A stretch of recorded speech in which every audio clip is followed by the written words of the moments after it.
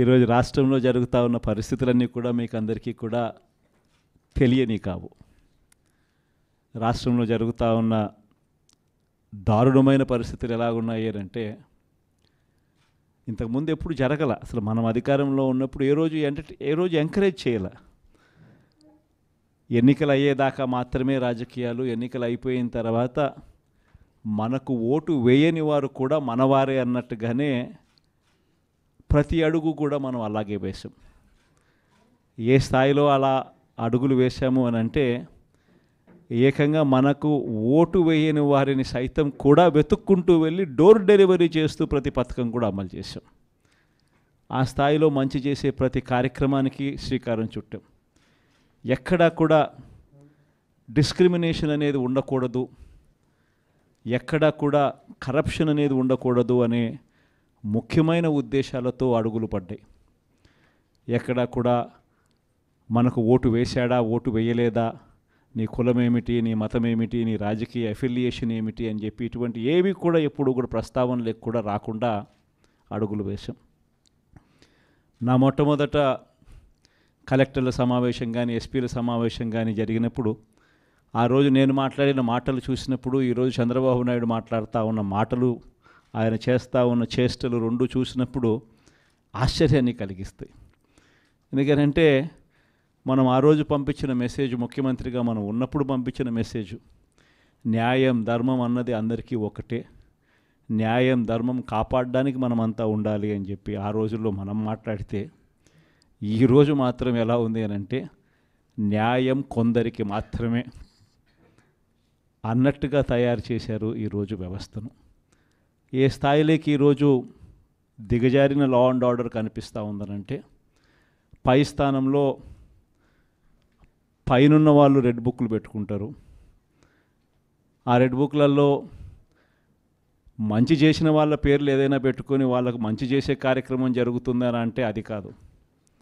Red బుక్లలో ఎవరిని తొక్కాలి, ఎవరిని నాశనం చేయాలి, ఎవరి ఆస్తులు ధ్వంసం చేయాలి, ఎవరి మీద కేసులు పెట్టాలి అనే అంశాల మీద రెడ్ బుక్కులు తయారు చేసుకొని పై స్థానంలో ఉన్న వాళ్ళు రెడ్ బుక్కుల పేరుతో అరాచకాలు సృష్టిస్తూ దొంగ కేసులు పెడుతూ ఎలా ఇరికించాలి అని చెప్పి ఆరాట పడుతూ విధ్వంసానికి పై స్థాయిలో వాళ్ళు పాటుపడుతూ ఉంటే కింది స్థాయిలోకి వచ్చేసరికి ఎవరెవరి స్థాయిలో వాళ్ళు కూడా రెడ్ బుక్కులు తెరవడం మొదలుపెట్టారు.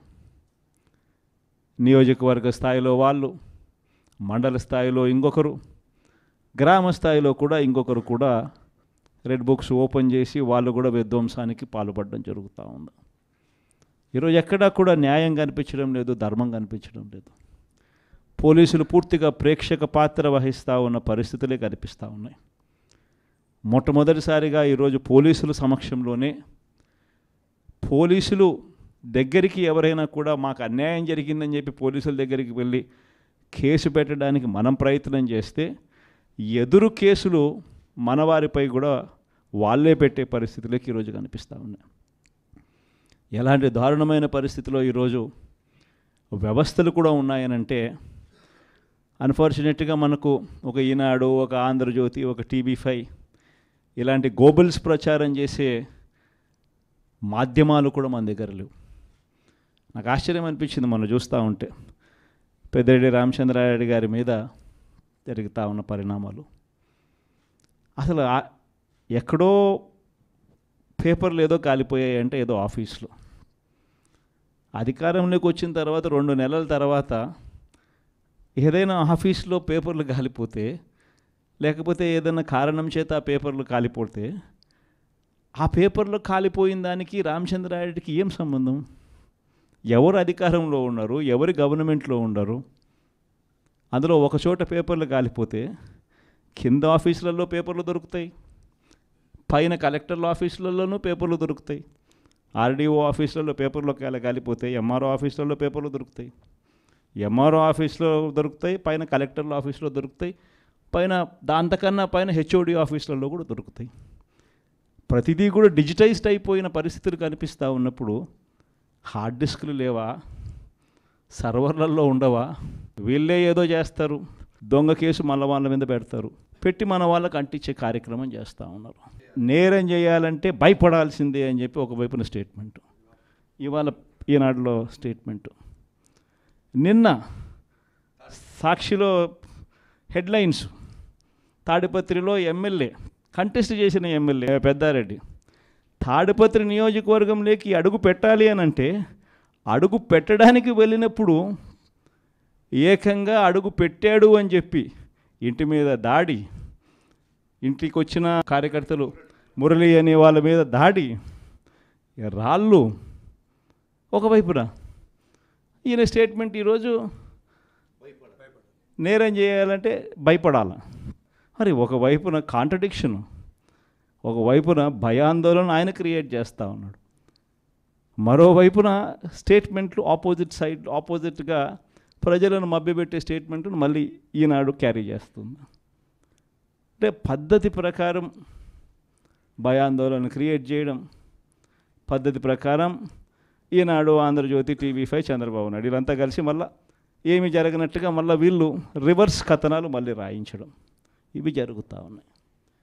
ఇలాంటి పరిస్థితుల్లో నిజంగా ప్రతి కార్యకర్తకు కూడా, ప్రతి నియోజకవర్గంలో కూడా ఈరోజు మీ అవసరం చాలా ఉంది.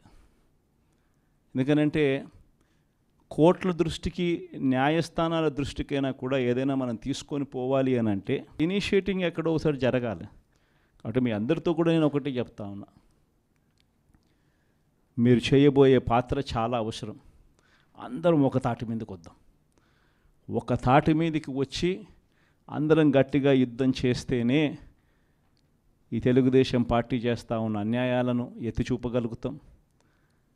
వీళ్ళు చేస్తూ ఉన్న ప్రజా వ్యతిరేక పాలనను మనం ప్రజల్లోకి గట్టిగా తీసుకుని పోగలుగుతాం. ప్రతి నియోజకవర్గంలోనూ కూడా మనం మన కార్యకర్తలకు అండగా ఉండే కార్యక్రమం జరగాలి. సో డిస్ట్రిక్ట్ లీగల్ సెల్స్ అనేటివి స్ట్రాంగ్ కావాలి, డిస్ట్రిక్ట్ లీగల్ సెల్స్ అనేటివి స్ట్రెంగ్తన్ కావాలి. స్ట్రెంగ్తన్ అయితేనే మనం మన ప్రతి కార్యకర్తకు అండగా నిలబడగలుగుతాం. జిల్లాను ఒక యూనిట్గా తీసుకొని ఆ జిల్లాలో లీగల్ సెల్ ఎలా ఉంది, ప్రతి కార్యకర్తకు ప్రతి నియోజకవర్గంలోనూ ఈ లీగల్ సెల్ అందుబాటులో ఉండడము ఒక ఆస్పెక్టు, రెండో ఆస్పెక్టు తోడుగా ఉండడము. ఈ రెండు జరుగుతున్నాయా లేదా అన్న వాటి మీద ధ్యాస పెట్టాలి. లాయర్ల డెవలప్మెంట్కి సంబంధించి, వెల్ఫేర్కి సంబంధించి ఎప్పుడు జరగని విధంగా వైఎస్ఆర్సీపీ ప్రభుత్వంలో మాత్రమే పట్టించుకున్నాం. మనం వచ్చిన తర్వాతనే మొట్టమొదటిసారిగా 100 కోట్ల రూపాయలతో కార్పస్ ఫండ్ ఏర్పాటు చేసింది ఒక వైఎస్ఆర్సీపీ ప్రభుత్వం వచ్చిన తర్వాతనే. అంతకుముందు ఎవరూ కూడా లాయర్ల గురించి మాట్లాడారే తప్ప లాయర్ల వెల్ఫేర్ గురించి పట్టించుకున్న పార్టీ ఇంతకుముందు గతంలో ఏదీ లేదు. ఒక్క వైఎస్ఆర్ కాంగ్రెస్ పార్టీ మాత్రమే పట్టించుకుంది. 100 కోట్ల కార్పస్ ఫండ్ క్రియేట్ చేశాం. కార్పస్ ఫండ్కు సంబంధం లేకుండా కొత్తగా వృత్తిలోకి వచ్చే లాయర్లు 3 ఏళ్ల పాటు వాళ్ళ వృత్తిలో వాళ్ళు స్టెబిలైజ్ అయ్యేదానికి వాళ్ళకు కూడా అండగా ఉంటూ, వాళ్ళకు కూడా 6 నెలలకు ఒకసారి 30,000 రూపాయలు ఇచ్చే కార్యక్రమం, ప్రతి నెల 5,000తో లెక్కేసి మనం వచ్చిన తర్వాతనే ఈ ఇనిషియేటివ్స్ జరిగినాయి. ఇంతకుముందు ఎప్పుడూ జరగల. మనం కూడా యంగ్ పార్టీయే, మనం కూడా లీడర్ దగ్గర నుంచి మీ వరకు కూడా అందరు కూడా యంగ్స్టర్సే. మనం కూడా ఇంకా ఎదగాల్సింది చాలా ఉంది. కొన్ని ఇంకా సంస్కరణలు, ఇంకా కొంచెం రిఫార్మ్స్, కొన్ని ఇంకా మంచి పాఠాలు ఎక్కడైనా కూడా మనం నేర్చుకోవాల్సినట్టు ఏదైనా ఉంటే కూడా తీసుకుని అవి కూడా మనం అలవాటు చేసుకుని ఇవన్నీ కూడా మార్పులు చేసుకుంటూ ఇంకా కొంత మనం ఆర్గనైజేషన్ మీద ఫోకస్ పెట్టి ఇంకా కొంత దగ్గరగా వెళ్ళే కార్యక్రమం చేద్దాం.